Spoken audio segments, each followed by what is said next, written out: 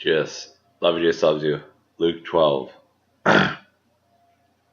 Jesus, in the meantime, when so many thousands of the people had gathered together that they were trampling one another, he began to say to his disciples first, beware of the leaven of the Pharisees, which is hypocrisy.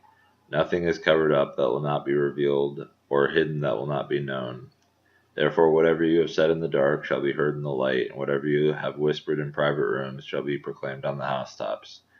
I tell you, my friends, do not fear those who kill the body, and after that have nothing more that they can do. But I will warn you whom to fear. Fear him who, after he is killed, has authority to cast into hell.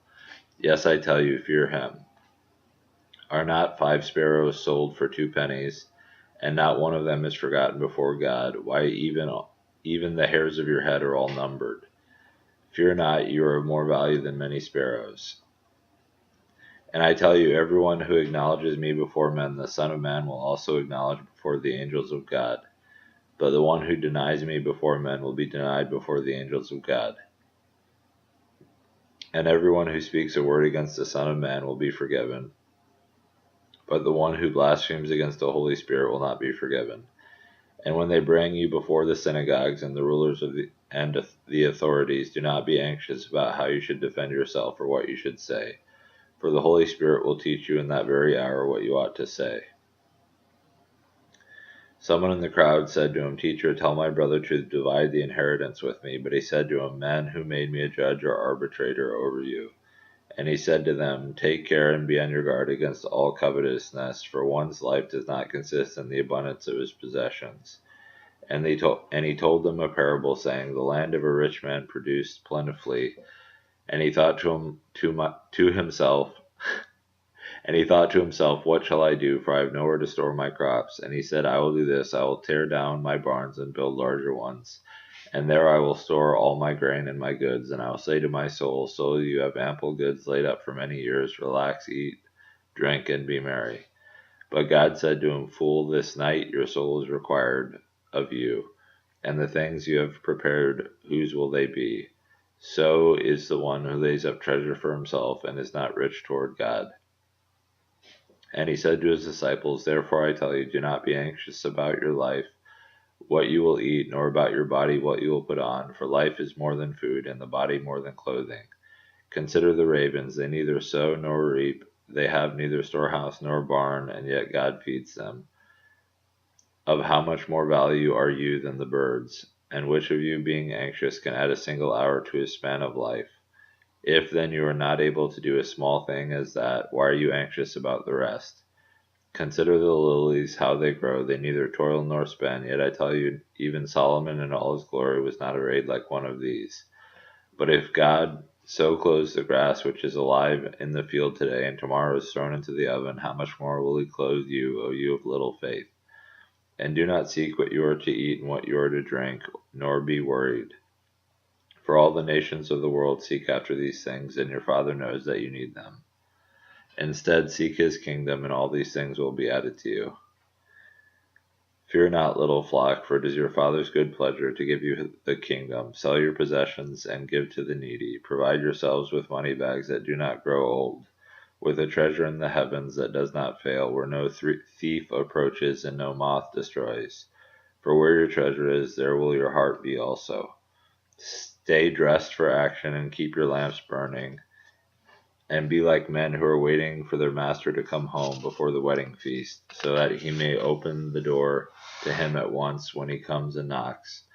Blessed are those servants whom the master finds awake when he comes. Truly I say to you, he will dress himself for service and have them recline at table, and he will come and serve them. And if he comes in the second watch or in the third and finds them awake, blessed are those servants. But know this, that if the master of the house had known at what hour the thief was coming, he would not have let his house be broken into. So also you also must be ready, for the Son of Man is coming at an hour you do not expect. Peter said, Lord, are you telling this parable for us or for all? And the Lord said, Who then is the faithful and wise manager whom his master set over his household to give them their portion of food at the proper time? Blessed is that servant whom his master will find so doing when he comes. Truly I say to you, he will set him over all his possessions. But if that servant says to himself, my master is delayed in coming, and begins to beat the male and female servants, and to eat and drink and get drunk, the master of that servant will come on a day when he does not expect him, and at an hour he does not know, and will cut him in pieces and put him with the unfaithful. And that servant who knew his master's will, but did not get ready or act according to his will receive a severe beating. But the one who did not know, and did what was deserving of beating, will receive a light beating. Everyone to whom much was given, of him much will be required, and from him of whom they entrusted much, they will demand the more. I came to cast fire on the earth, and I would that it were already kindled. I have a baptism to be baptized with, and how great is my distress until it is accomplished.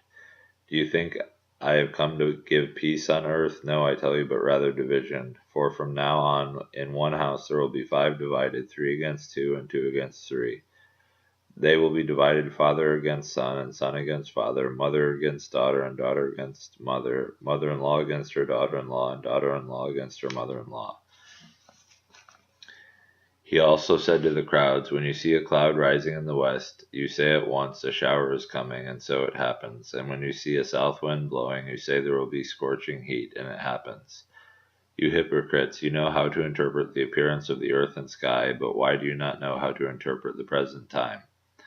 And why do you not judge for yourselves what is right? As you go with your accuser before the magistrate, make an effort to settle with him on the way, lest he drag you to the judge, and the judge hand you over to the officer, and the officer put you in prison.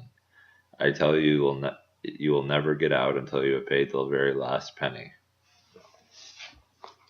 Jesus.